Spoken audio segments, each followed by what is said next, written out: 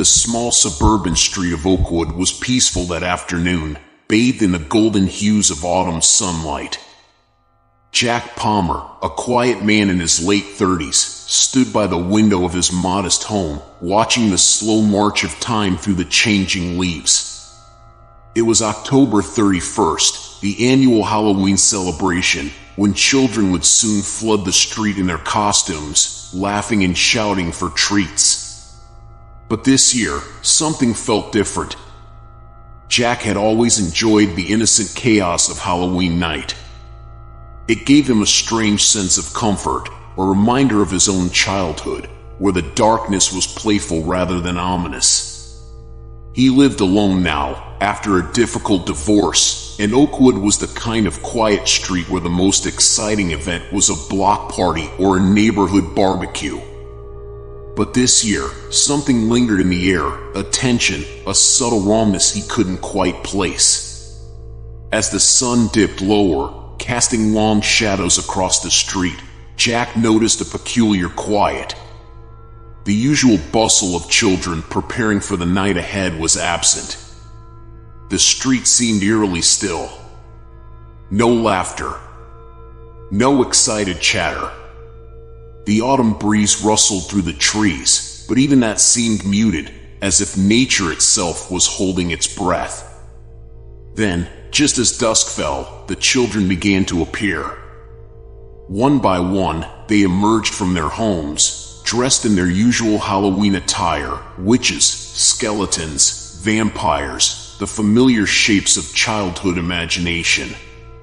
Jack watched with mild interest at first, sipping his coffee as he stood by the window. But something about them caught his attention, something subtle but chilling. Their movements were off, stiff, mechanical, as if they were marionettes being pulled by invisible strings. Each child walked with an eerie synchronization, their faces hidden behind masks, but their postures unnaturally rigid. Jack felt a shiver crawl down his spine. Perhaps it was just his imagination, he thought, trying to shake off the unease. After all, children could be strange, especially on nights like this, when the boundary between the real and the unreal felt thin. But the longer he watched, the more unsettling it became. The children didn't speak. They didn't laugh or shout like they normally did. They simply moved from house to house, their heads tilted in unnatural angles, holding out their bags for candy in eerie silence. Jack's unease deepened when he noticed his neighbor, Mrs. Henderson, standing in her doorway, staring at the children with wide, fearful eyes. She held a bowl of candy, but her hand trembled as she dropped a few pieces into the bags of the passing children. When one of them looked up at her, just for a moment, she gasped and slammed her door shut. Jack frowned. Mrs. Henderson was usually so kind to the children, always giving out the best candy on the block. What had she seen? As the night crept on, Jack's feeling of dread intensified.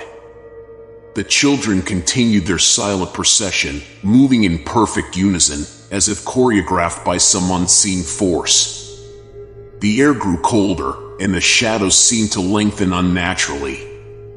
Jack, now fully unsettled, decided to step outside. He needed to get a closer look, to convince himself that there was nothing truly wrong. The moment he opened his door, a wave of cold air hit him, colder than it should have been for an October night. He stepped onto the porch and stared down the street. The children were everywhere now, their masked faces turning toward him as if sensing his presence. A wave of unnatural stillness washed over the street as they all stopped at once, standing perfectly still. Jack's heart pounded. His breath misted in the air as he took a step back. He didn't understand why, but he felt a deep, primal fear welling up inside him. These weren't just children anymore. Something else had taken them. Something dark. Something ancient. He watched in growing horror as one by one, the children's masks began to lift, revealing faces that were no longer human. The moment those masks began to rise, Jack felt a primal urge to flee. But his legs were frozen in place, rooted to the porch as if held by invisible chains. One by one, the children's faces were revealed, but what lay beneath the masks was far worse than anything his rational mind could comprehend. Where there should have been eyes, there were only empty sockets, vast, hollow abysses that seemed to stretch infinitely into darkness. Their skin, pale and translucent, clung to their skulls like a thin veil of wax, but there was no life beneath.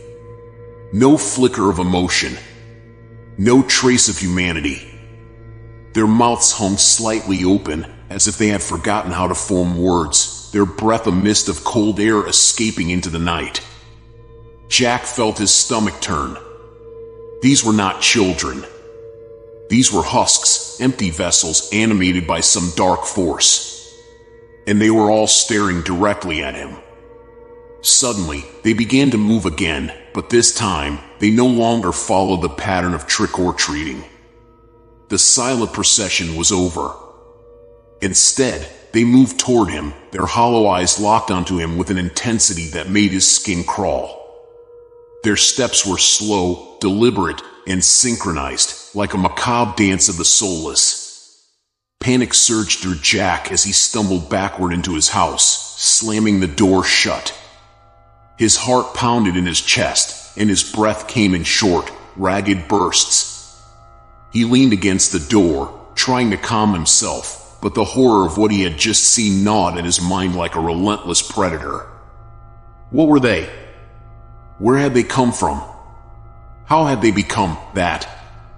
The questions swirled in his head like a storm, but one thing was clear: these were not the children of Oakwood anymore. They had been taken, transformed into something beyond human comprehension. Jack's mind, already teetering on the edge of reason, began to conjure dark possibilities, whispers of ancient horrors and forbidden rituals that lurked in the corners of the world. For the first time, he felt as though he was standing at the edge of some vast, cosmic abyss, staring into the unknown.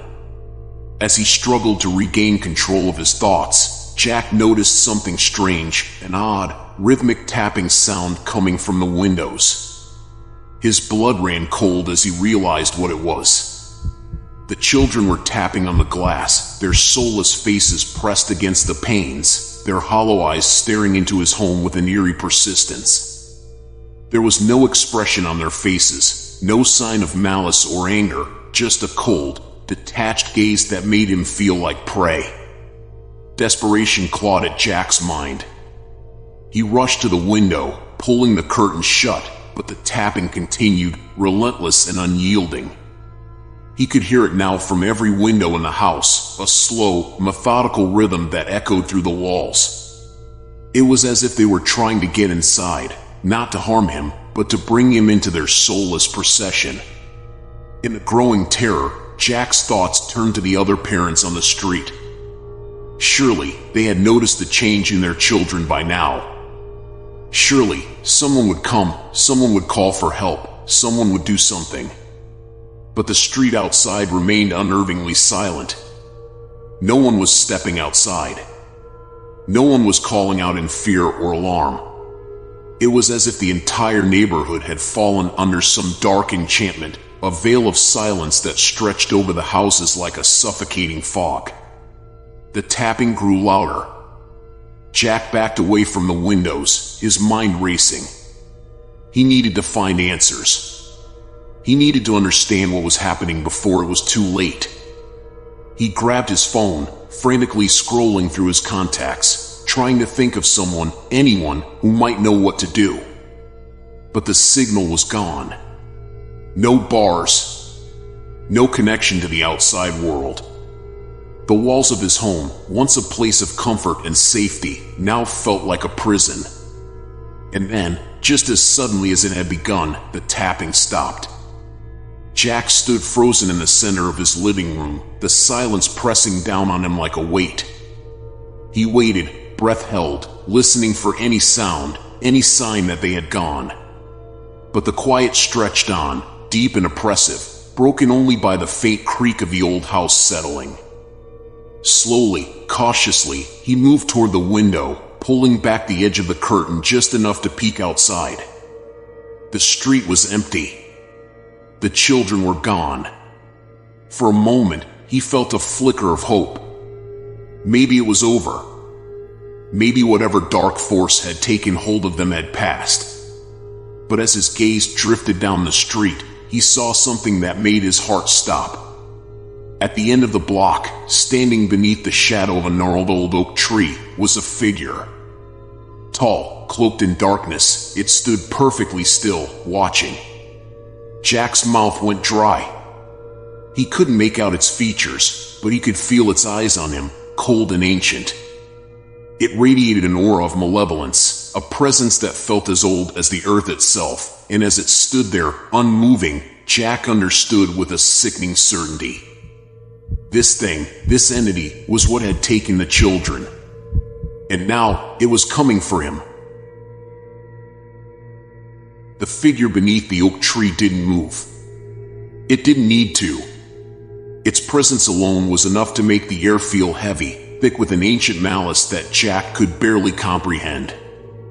He tried to tear his gaze away, but it held him, as if its very existence was a magnet for his soul.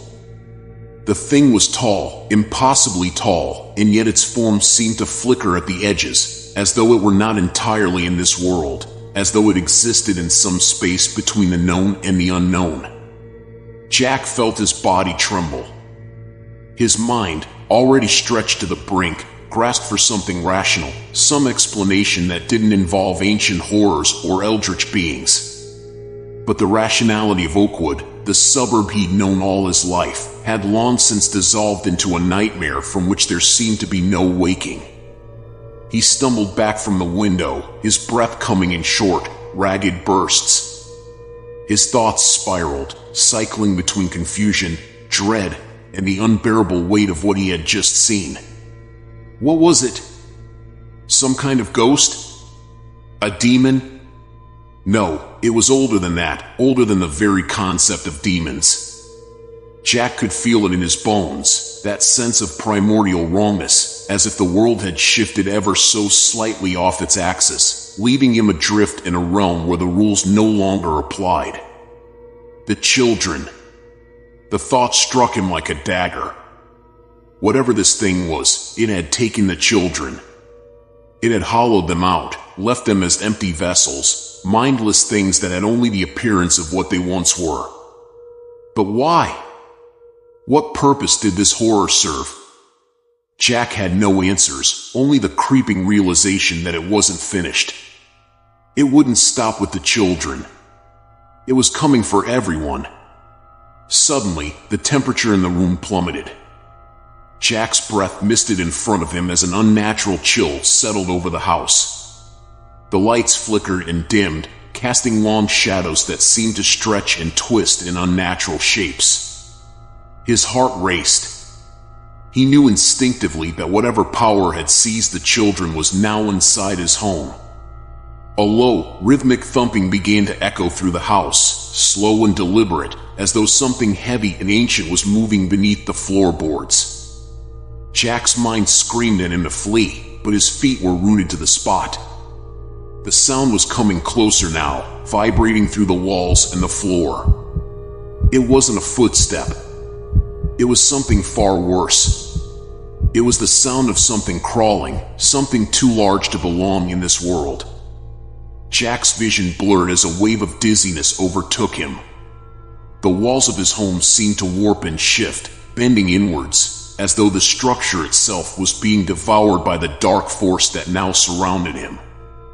He clutched his head, trying to maintain his grip on reality, but it was slipping, crumbling like sand through his fingers. He could hear whispers now, soft, incomprehensible, but insidious in their persistence. They were inside his mind, gnawing at his sanity. In the chaos, Jack realized the truth. The thing beneath the oak tree, it wasn't just watching. It was inside. It was beneath the skin of this world, a parasite feeding on the very essence of life. The children had been its first victims, hollowed out like empty shells, but now it was reaching out for more, spreading its darkness like a contagion. He had to leave. He had to escape this cursed street, this place that had become the hunting ground for a being beyond understanding. Summoning every ounce of willpower, Jack broke free from the paralysis of fear and bolted for the door. The house creaked ominously as if protesting his escape, but he flung the door open and ran out into the cold night. The street was deserted. Not a single soul remained outside, and yet the eerie silence pressed down on him like a weight. The shadows stretched long and deep, hiding secrets Jack didn't dare to contemplate. His breath was ragged as he sprinted down the street, past the darkened homes, each one a potential tomb for whatever horror lurked within. But as he ran, Jack noticed something. The figure beneath the oak tree, it was no longer there. He skidded to a halt, his eyes scanning the street wildly. There was no sign of it, no trace of the tall, flickering figure. Had it vanished? Was it waiting, lurking just beyond his sight? Jack's pulse quickened as he spun around, his instincts screaming that he was being watched, that it was still there, just out of reach, waiting for the moment to strike. Then, out of the corner of his eye, he saw movement. Slowly, inexorably, the children emerged from the shadows once more, their hollow eyes fixed on him. But this time, something had changed. They were no longer silent. A low, eerie hum emanated from their throats, a sound that seemed to resonate with the very air around them, vibrating with an energy that Jack could feel deep in his bones. They were advancing, their faces blank and soulless, their hands outstretched toward him. Jack backed away, his heart pounding in his chest. He could feel the malevolent force building around him, growing stronger with every step they took. The air crackled with energy, and the darkness seemed to pulse with life, as though the very street was alive with some ancient, unknowable horror. And then, from the depths of that darkness, a voice spoke, a voice that chilled Jack to his core. "It has begun." The words echoed through the street, a sound not meant for human ears, a sound that seemed to vibrate through the very fabric of reality. Jack staggered backward, his mind reeling. Whatever this thing was, whatever ancient power had taken hold of Oakwood, it had only just begun its dark work. The children, the entity beneath the tree, the whispers in the walls, it was all part of something larger, something far more terrifying than Jack could have imagined. As the children closed in, Jack realized with dawning horror that there was no escape. He was already too far gone, trapped in a nightmare from which there was no waking. Jack could feel the walls of his sanity beginning to crack, the foundations of reason eroding under the weight of what he had witnessed. He ran. His legs pumped furiously, each step a desperate plea to escape the clutches of whatever horror was sweeping through Oakwood. The rhythmic, hollow hum of the children echoed behind him, growing louder, as if it resonated not only in the air but within his very bones. But there was no safe haven. The night itself had turned against him, the street lights flickering and dying as if swallowed by an unseen force. The darkness spread like an infection, and within it, Jack sensed the presence, immense, incomprehensible, and watching. Always watching. The children, those dreadful, soulless children, were the emissaries of something far worse. Their dead eyes, their slow, unnatural movements, they were vessels. Vessels for an ancient power that had slumbered beneath Oakwood, waiting for the night when it could rise again. Jack's thoughts swirled in chaos as he stumbled down an alleyway, his lungs burning, his heart pounding in his chest like the drumbeat of doom. Behind him, the whispers grew louder. He could not understand them, and yet they filled him with a deep, primal terror. They were not voices in any language he knew. They were more like vibrations, like some dark frequency that twisted reality around it. Each syllable that reached his ears brought with it a sense of cosmic dread, a recognition that the human mind was never meant to hear such things. He found himself in front of an old, derelict house at the end of the street. It was a place he had never noticed before, though he had walked this street 1,000 times. The windows were broken, the roof sagging, and yet the house seemed to loom larger than the space it occupied, as if it had stretched out from some other dimension, occupying both here and elsewhere.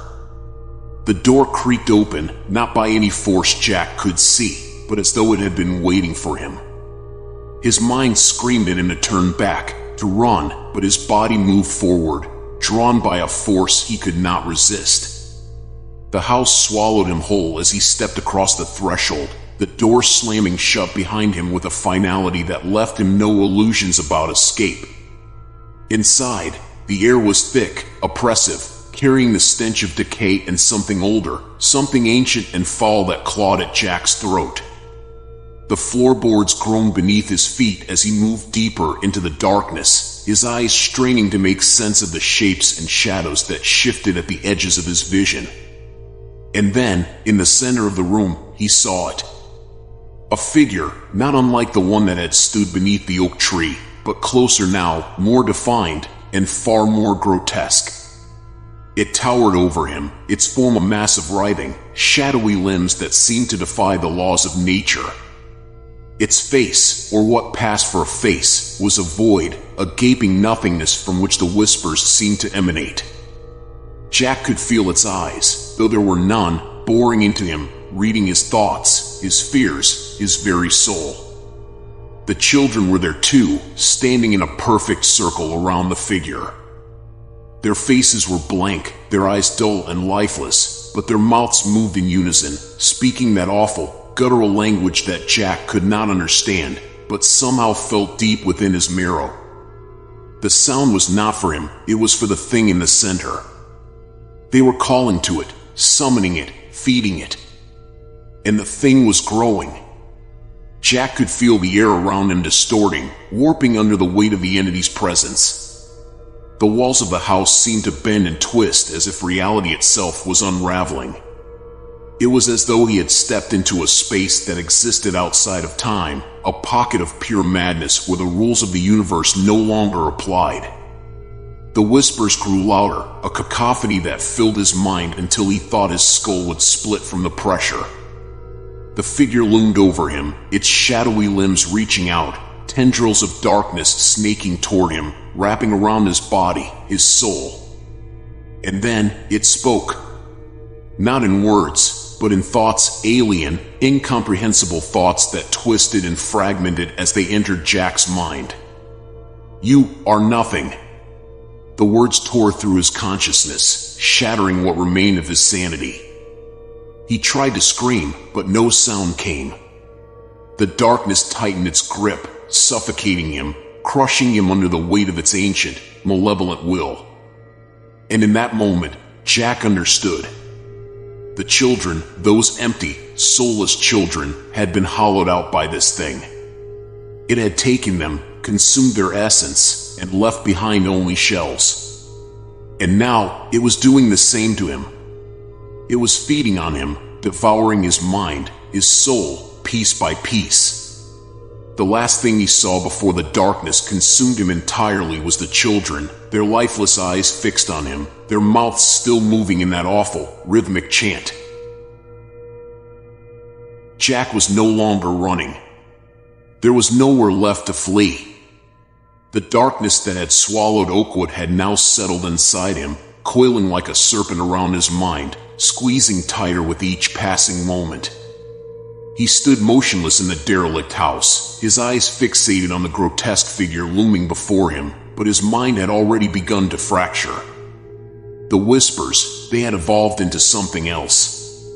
No longer the guttural chants of the children, but something far deeper, older, and terrifying. It was as though he could hear the very pulse of the universe, a rhythm that thrummed with cold indifference, vibrating through the fabric of reality itself. And that thing, the being in the center of the room, was no longer just an entity. Jack could feel it stretching, expanding, not just in the space around him, but into dimensions beyond his comprehension. It was as though the figure was merely a mask, a shadowy vessel through which something far larger, far older, was leaking into their world. The children moved in unison, their heads turning unnaturally toward him, their empty eyes locked onto Jack as if they were no longer mere observers but conduits. And through them, Jack could see something. For just a moment, his mind expanded, forced to perceive beyond the thin veil of what he had once known as reality. There were eyes. Eyes in the sky, in the ground, eyes watching from the depths of the void. They were not the benign stars twinkling from distant galaxies, but something far more malignant, ancient, and intelligent. They pulsated with life, with an awareness that transcended time and space. Jack realized, with sickening horror, that these were not the eyes of gods, nor demons. They were something worse, something that had existed long before such concepts were born in human thought.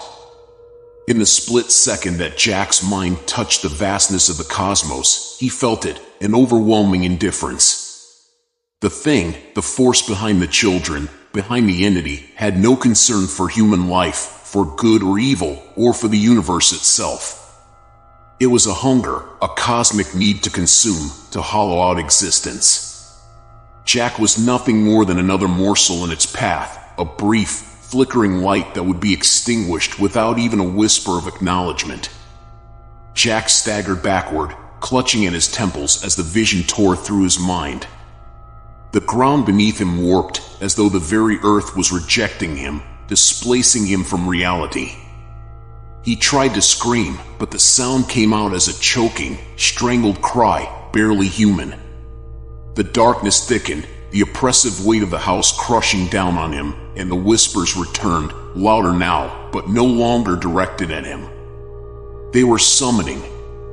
The figure in the center of the room began to shift, its writhing limbs elongating, its void-like face stretching open into something far more terrifying than a mouth.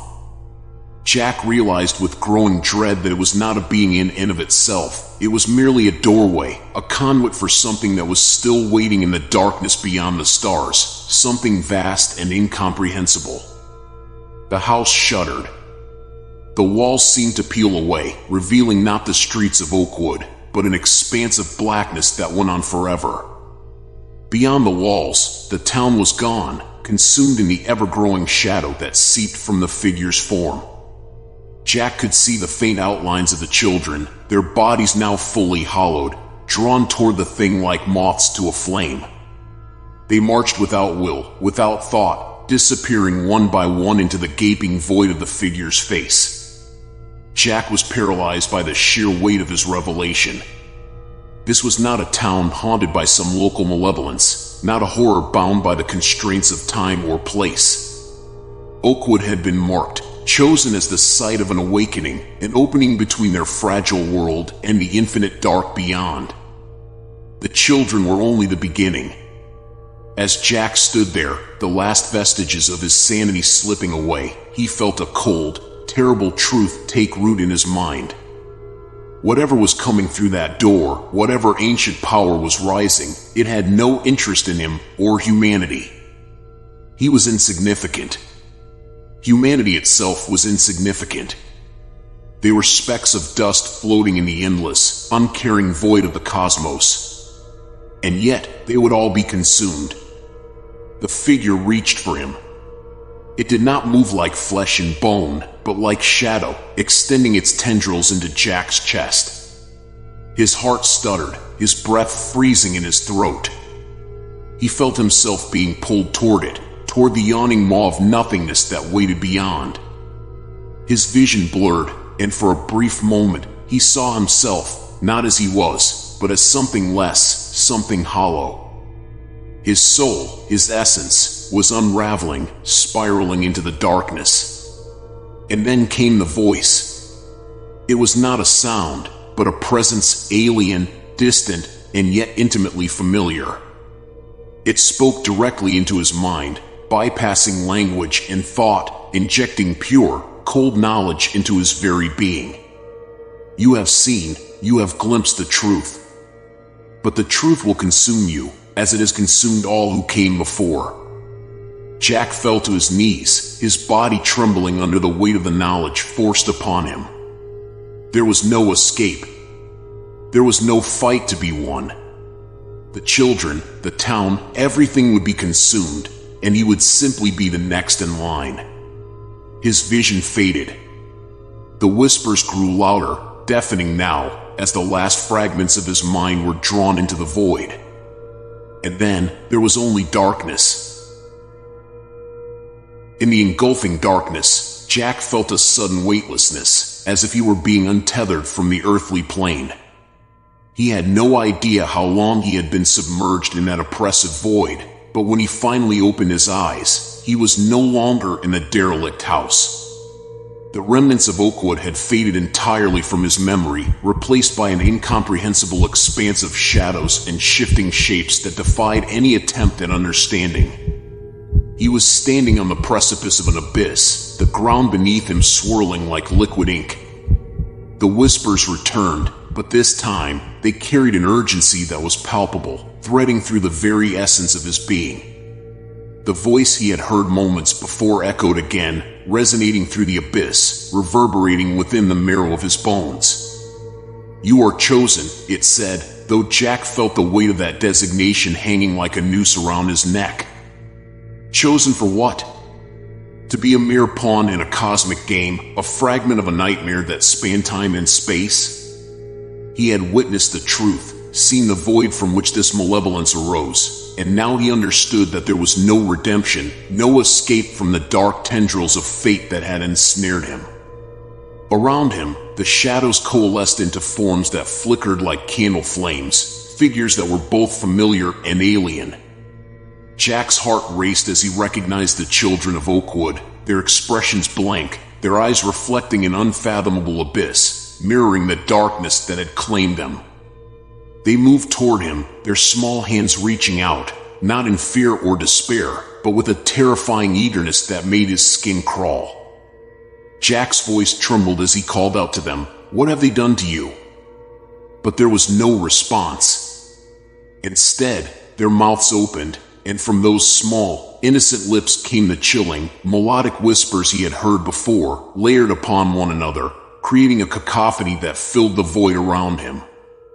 "Join us, be one with us, let go." The words resonated deep within Jack, a dark lullaby weaving through his thoughts. A part of him longed for the release they promised, to slip away into the collective nothingness and join the chorus of lost souls. But another part, the flickering remnants of his humanity, screamed against the impending oblivion. He turned, desperately searching for an escape from this surreal nightmare, but the shadows twisted around him, warping his sense of direction, warping reality itself. The very fabric of the cosmos seemed to conspire against him, and he felt as if he were being drawn into an event horizon from which there would be no return. Then, as if sensing his turmoil, the shadows parted, revealing a portal, a swirling vortex that beckoned him with an insatiable hunger. Inside it, Jack glimpsed a vast expanse, an otherworldly realm teeming with monstrous silhouettes and ancient beings, their eyes watching him with an intelligence that chilled him to the bone.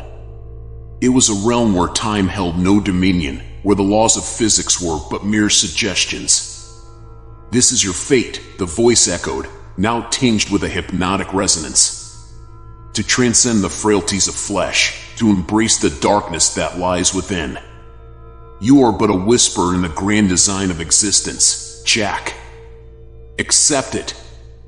As the portal pulsed with energy, Jack felt an undeniable pull toward it, the last remnants of his willpower faltering under the weight of cosmic despair. He struggled against the invisible chains binding him to this fate, but the shadows tightened around him, their whispers becoming a single, haunting refrain. And then, he saw a glimmer, a flicker of light that cut through the oppressive darkness. It was a memory, a fragment of his past, and within that light, he could see the faces of those he loved, his family, friends, the laughter of children untainted by the darkness that now consumed Oakwood.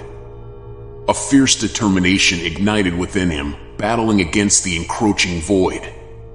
"No!" Jack shouted, the word ripping from his throat like a primal scream. "I will not become one of you." He lunged toward the portal, not to enter it, but to reject the insidious call of the abyss. In that moment of defiance, a fracture opened within the fabric of reality itself, and the shadows recoiled, their whispers morphing into howls of rage. Jack felt the dark energy surging around him, pulling him closer to the precipice of annihilation.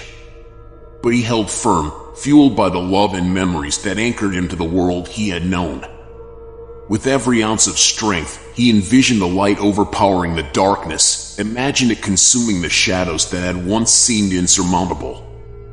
As the vortex writhed in fury, Jack summoned the last remnants of his will and let out a primal roar, one that echoed across the cosmos, a defiance against the ancient horrors that sought to claim him. The shadows faltered, the whispers became chaotic, and he felt the world around him begin to tear apart. And then, with a final surge of strength, he cast himself into the light. Jack awoke in a cold sweat, gasping for breath as he found himself back in the familiar confines of his living room. The familiar surroundings of his home enveloped him, grounding him in reality. Yet, as his heart raced and the memories of the abyss danced at the edges of his mind, he felt an unsettling emptiness. The clock on the wall ticked steadily, marking the passage of time as if nothing had transpired. But Jack knew better. He could feel it. The shadows lingered just beyond the edges of his perception, watching, waiting, and whispering their dark truths. He would never be free from their gaze, nor would he ever escape the knowledge he had unearthed. He glanced out the window, and there, in the distance, he saw them. The children of Oakwood were gathered in the street, their expressions blank and soulless, their eyes devoid of light. They were still in their costumes, hauntingly normal in appearance, yet he could feel the weight of the void that had claimed them. In that moment, Jack understood the horror of his choice. He had escaped the clutches of darkness, but at a terrible cost. He was forever marked, a witness to the terrible truths that lurked beyond the veil of existence. And the children? They were the harbingers of a darkness that would not rest until it claimed everything. As he closed the curtains, a chill washed over him, and he knew the night was far from over. The shadows would return, and so too would the whispers. Oakwood had been forever altered, and the dread that filled his heart told him it was only a matter of time before the darkness sought him once more. And deep down, as the echoes of the abyss lingered in his thoughts, Jack realized he was never truly free. The door had been opened, and now there was no going back.